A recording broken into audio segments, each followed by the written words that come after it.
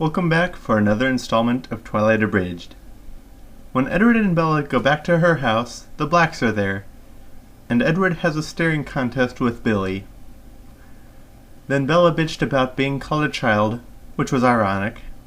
Then Edward left her to deal with the Blacks, who had brought Charlie's favorite fish fry. Jacob, Billy, and Bella went inside.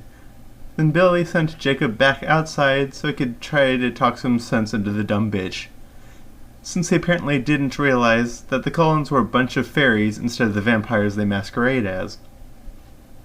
And, for some reason, the fucktard manages to convince Billy not to tell Charlie, even though Billy and Charlie were friends and it was in Charlie's best interest to know what was going on.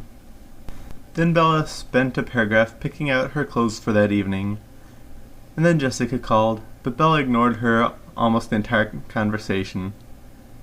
And they hung up when Charlie came home, and were told a second time that the fish fry that the Blacks brought was his favorite, because Meyer doesn't think her audience can understand anything the first time they're told, which, I suppose, is why she is always reminding us of how goddamn pretty Edward is. Then Bella finally tells Charlie of her infatuation with Edward, but because Meyer wants you to think that Charlie's an idiot, she has him keep calling him Edwin. Then Edward arrived and poured himself into a chair, because Meyer said that he sat down fluidly.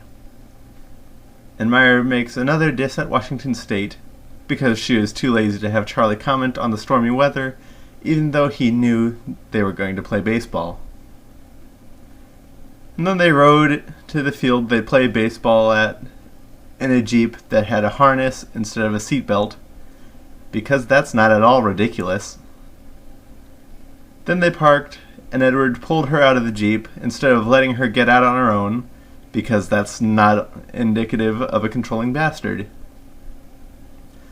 Edward initiated a makeout session with her, and then blamed her for it. Then he carried her most of the rest of the way to the field. Then Edward lied to her by calling her brave, trusting, and warm, even though she'd refused to believe anyone else, been a bitch to them, and has always taken the easy way out whenever possible. Then Edward wangsted.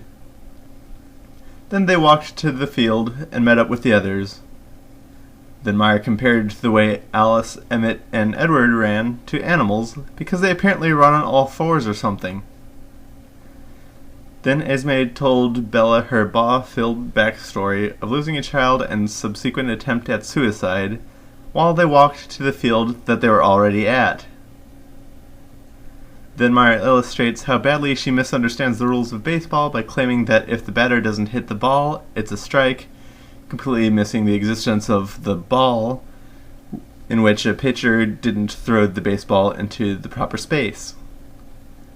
Oh, and they use an aluminum bat that makes the sound of thunder when it hits the ball, despite, of course, the fact that the bat would be severely misshapen after a single contact with that much force, and never mind, also, that the ball would shatter. Then the game stops when Alice tells them that others are coming, but they continue the game anyway instead of leaving. Thank you for joining me for yet another installment of Twilight Abridged, brought to you by the good people of TwilightSucks.com. Twilight sucks because all the main characters are morons.